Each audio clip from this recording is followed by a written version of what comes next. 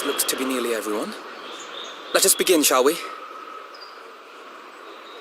Though I am usually the first to hold forth at such events, I think on this occasion that honor should fall to you.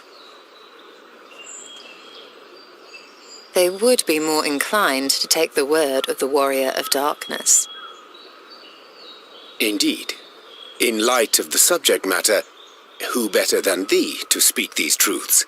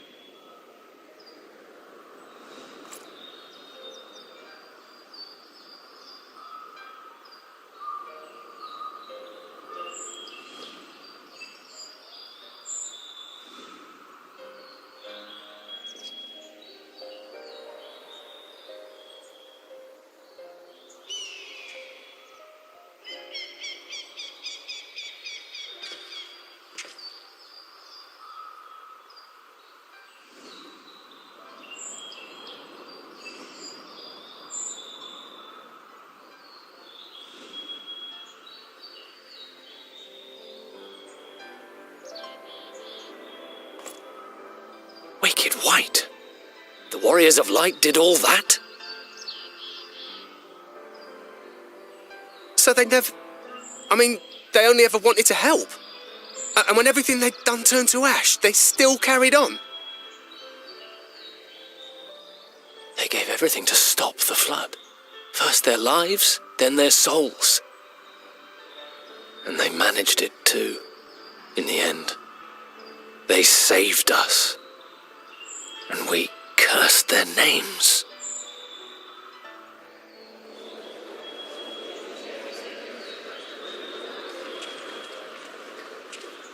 This should go a long way towards clearing the air.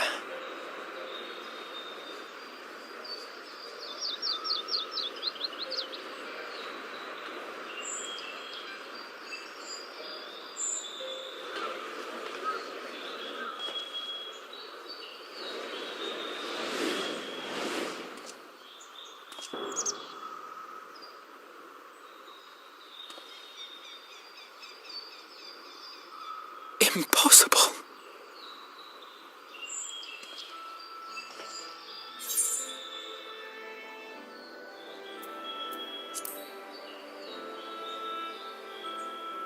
I definitely see something. You don't think it's a ghost, do you? Nay, yonder standeth no bloodless apparition, but a warrior of light and darkness both. Ardbert. What in the world?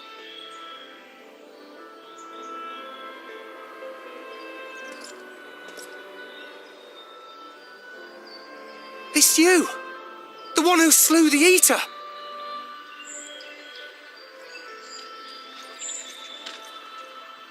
That it should be the Warrior of Darkness who brought the truth to light. You've saved me a fair bit of time, though I have a few words of my own to say, if I may.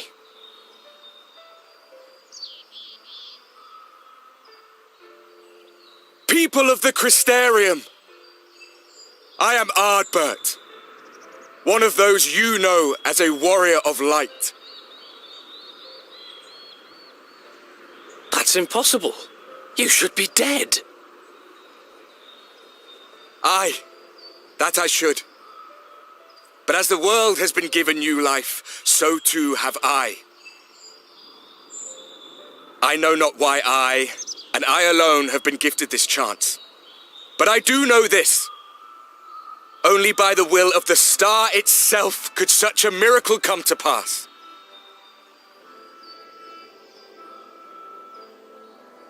The hero who stands before you now, the Warrior of Darkness, is not of this world. And the day will come when he must return to his home.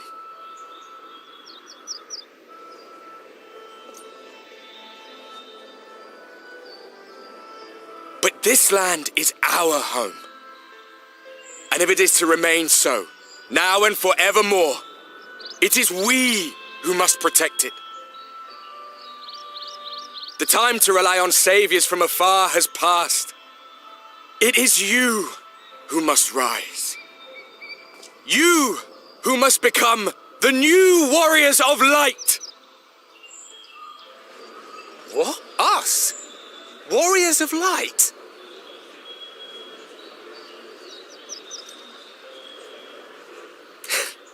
None of us were born heroes, my friend.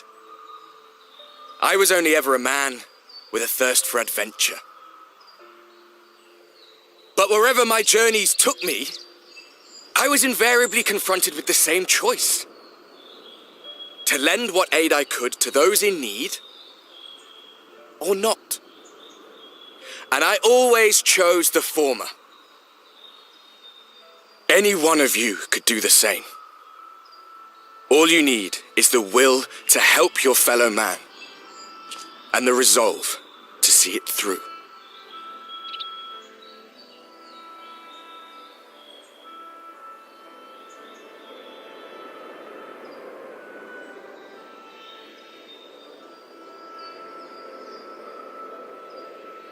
From thine own lips did we learn of Ardbert's fate, and by thy countenance I gather thou art not inclined to recant thy testimony. Yet whosoever this man may be, his words hold truth and resonate with the citizenry besides. For us to voice our doubts here and now would serve but to sow disquiet. 'Twere better we retired unto the ocular and there discuss this matter in private. Go. I will stay here and watch.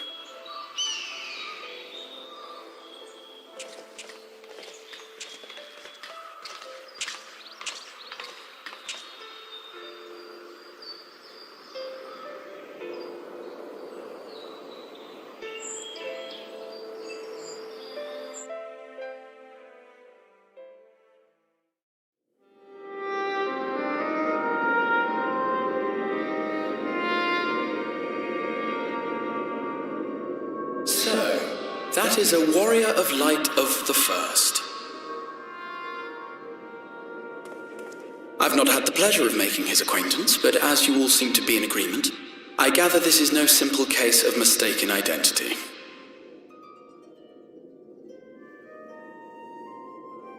As far as I was able to discern, that was indeed Ardbert. It has been a long time, but not that long. Could he truly have been resurrected as he claims?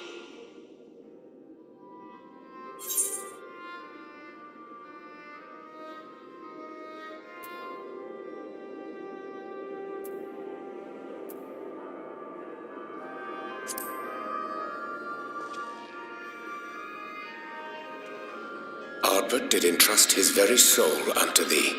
I see no reason to question thy judgment. Nor I. To my eyes, your ether burns as brightly as the day you slew Emmett Selk. That is proof that he is with you still.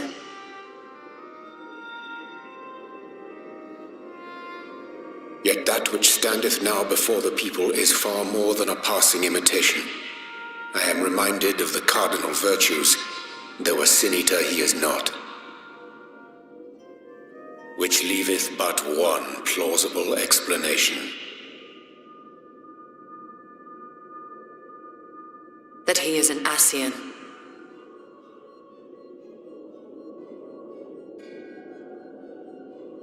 Given their fondness for posthumous possession, I would have to agree. From what I understand, the Warriors of Light were laid to rest in Yulmore by those whom they had aided in life. At the time, some few still remembered them as heroes. Needless to say, 4 of them were subsequently exhumed to serve as the virtues. And if one knew where to look, Ardbert too would not have been difficult to find. Assuming then that this is indeed the work of an Ascian, my mind inevitably turns to the last remaining paragon to survive the Sundering.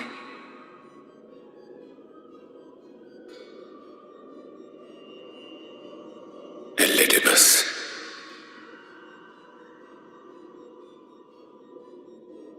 That Xenos hath reclaimed his own flesh is known. thus evicted from his borrowed form, and cognizant no doubt of Emetzelk's failure here in the first, 'tis quite possible the emissary chose Ardbert for his next vessel.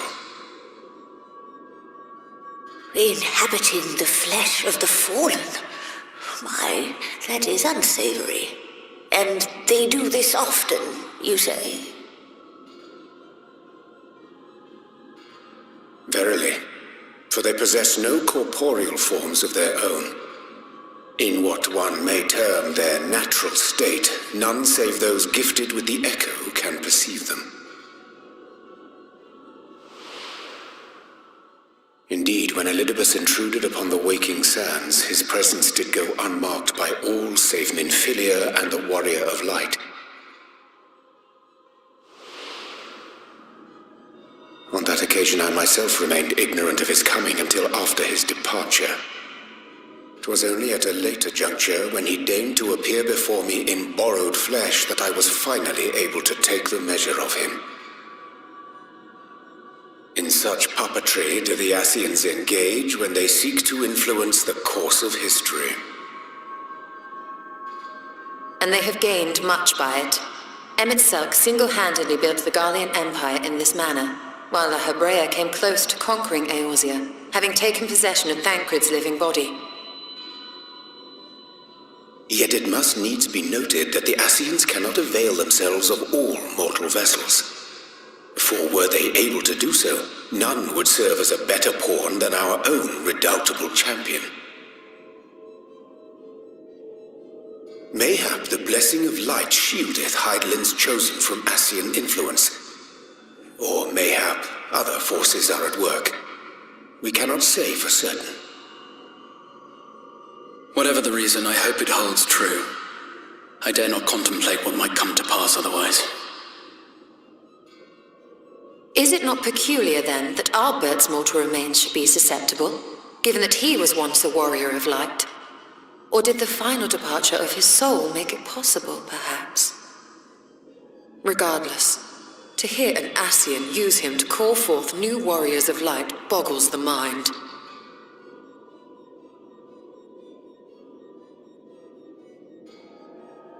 Elidibus hath ever been an enigma, his ostensible purpose being to preserve the balance between light and dark. When he made overtures towards me, however, I was afforded a glimpse behind the mask of the self-appointed emissary. I shall not defend mine actions, undertaken in pursuit of a better understanding of our foe, as either wise or prudent. Nevertheless, what little I did glean may now prove useful. Elidibus possesseth a subtle mind, practiced in the art of manipulation. That he coaxed this star's most valiant heroes as far as the source with naught save half-truths is no trifling feat. And now I believe he doth employ his skills once more to some as yet unknown end. Though naught is certain, should my suspicions prove true, we shall have need of all our wits if we are to uncover and thereafter thwart his plot. Agreed. 'Tis plain that simply speaking out against him will not avail us. At best, it would only serve to confuse the people. And I would hesitate to do anything which might tarnish Ardbert's reputation once more, nor yours by association.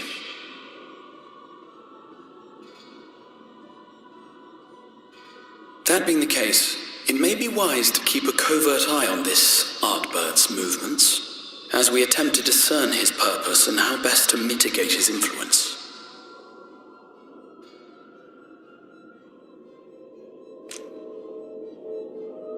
His performance appears to have concluded.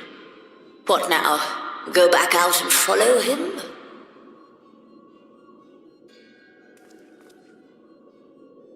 Twould appear Master Alphino already hath pursuit in mind, and I suspect one pair of eyes shall better serve our cause than half a dozen. Let the rest of us maintain an inconspicuous distance, for the present at least.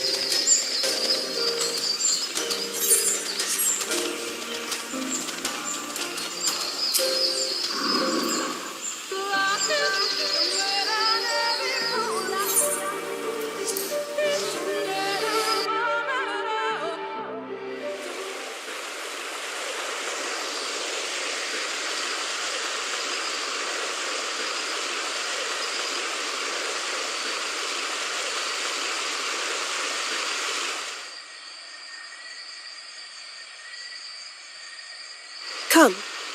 Our new discoveries are to be found this way.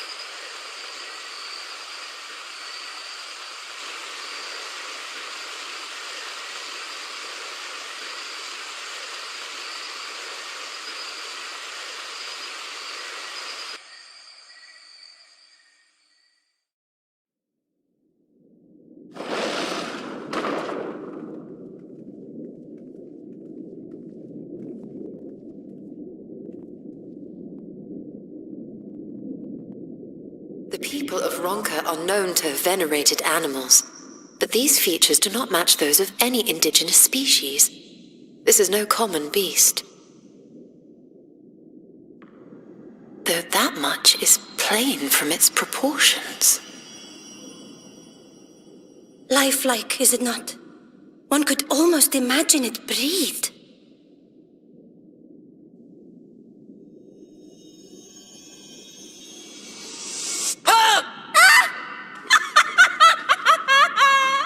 Why you... Ugh.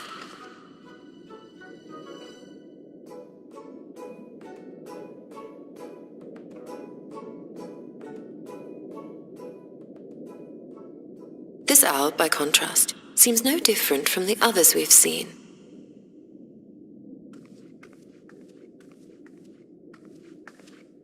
The sealed door lies ahead.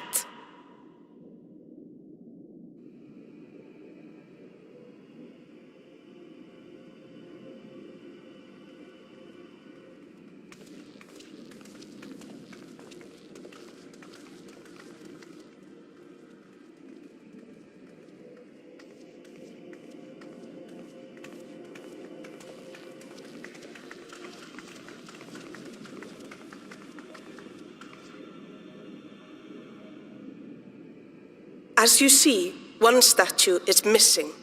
I expect we are meant to replace it as before.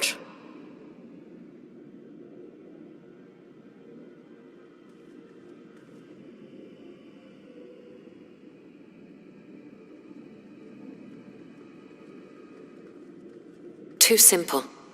There will be some additional defense mechanism.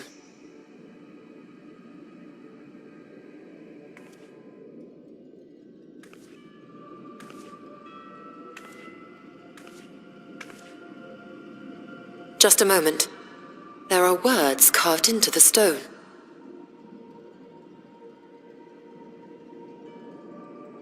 He who would disturb a hero's deserved slumber shall instead waken the beast and know his folly.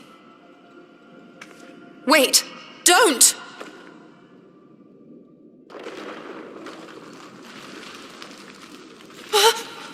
What? But I only...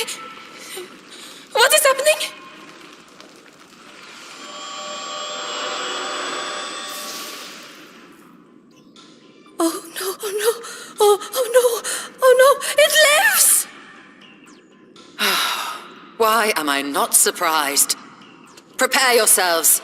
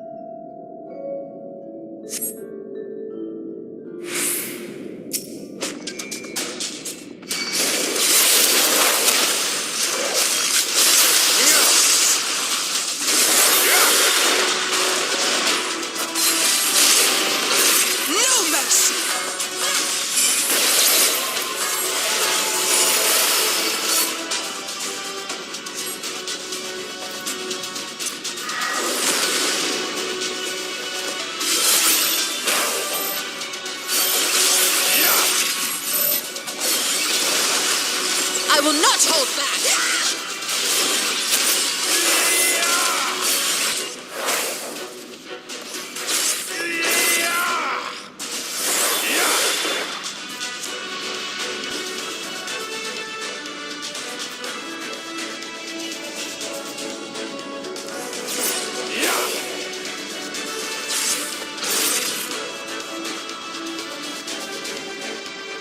Here I come!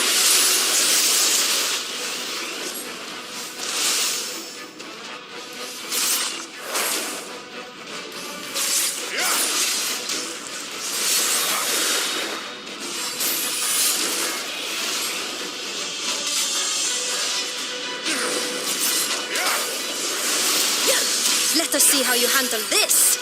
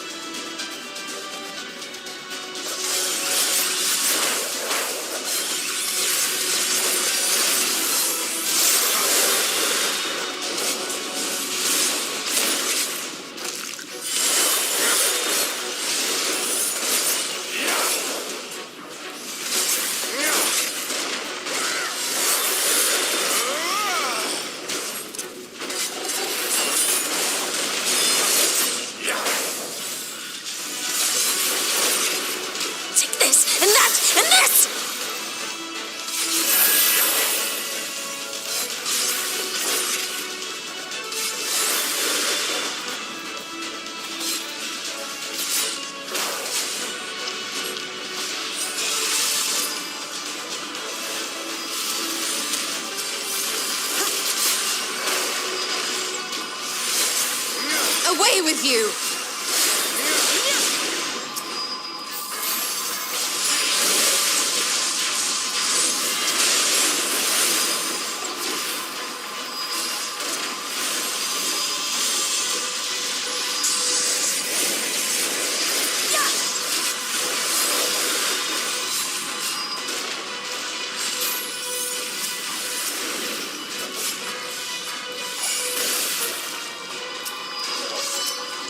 This is going to leave a mark!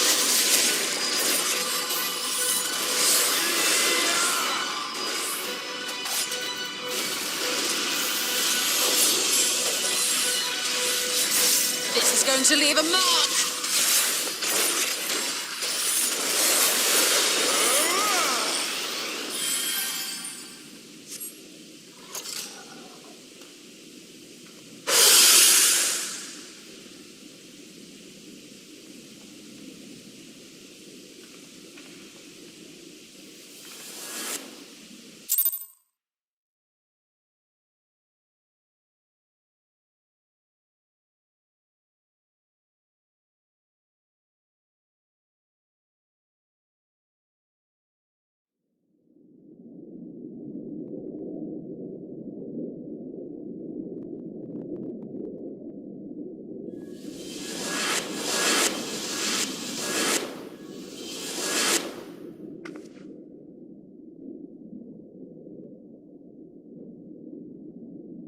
Twould seem the magics have returned us. How polite. Now, what have we learned? Ah, we were bound to run into a living statue eventually. And now we can open the door.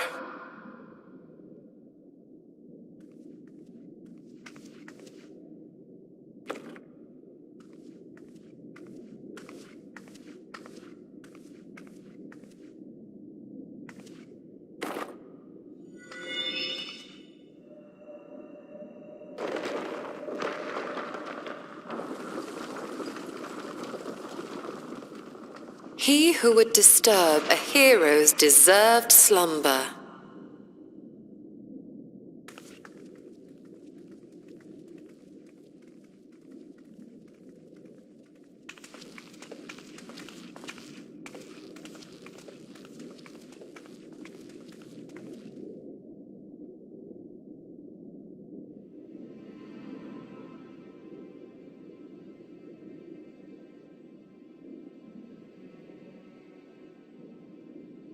A tomb, just as I thought, befitting a hero.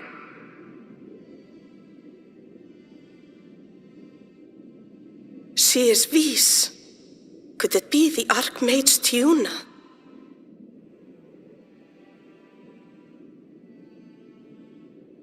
A legendary hero of Ronka, as you surmised. The tales tell of how she smote entire armies with a single incantation. So potent was her spellcraft, though she ever fought in the name of peace. I thought them no more than tales. To think she really existed. Well, I for one always believed.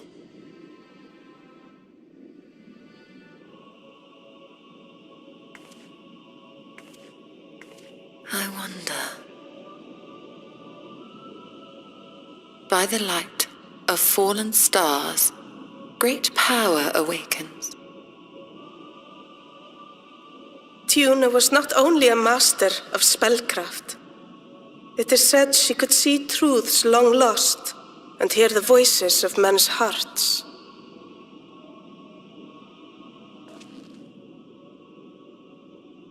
Naught less than the echo.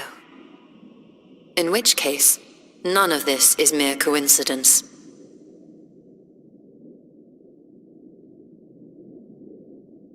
A shower of stars setting the sky aflame. And in both this world and the Source, we find individuals within whom a mysterious power awakened at the sight. We can never unpick the why of it. Now, however, I believe we might. Does the scene depicted here not resemble the one we saw when we first ventured into the Katana Ravel? Moreover, does it not recall that which Emet-Selch invited us to witness in Amarot?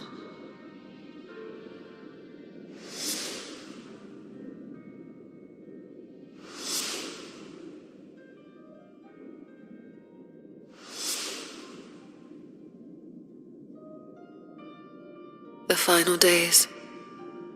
If, as the Exarch's research suggests, soul and mind share a fragile yet profound bond, might it not be possible for an event to leave such a deep imprint upon the soul that it could be perceived eons later, given a suitable trigger?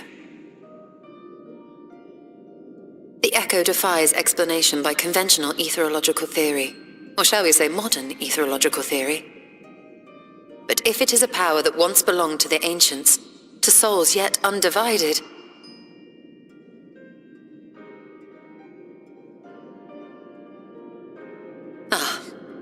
it would seem I have entered the realm of pure speculation, and I call myself a scholar.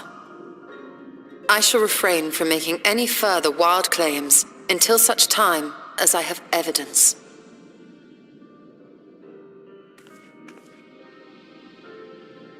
Still, I cannot choose but be reminded of our experience in Amarot.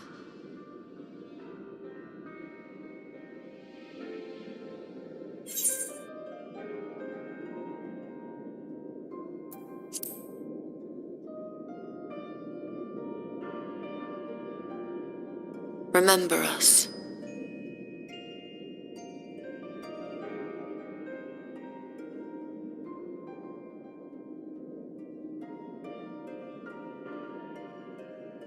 History is learned, not lived. We have always protected the tales of Ronka, just as we have protected this place. But we are mindful of what our mothers taught us. We see the past through our own eyes and speak of it with our own words. Thus do we come to understand it in our own way. But this is not the same as remembering. Your mothers were wise. Though we witnessed the final days, our impressions cannot fail to be colored by our own experiences and expectations. Those who lived through it would have perceived the event quite differently. We must bear in mind that it is no simple matter to keep the truth alive, or it will die with Emet-Selch and his kin.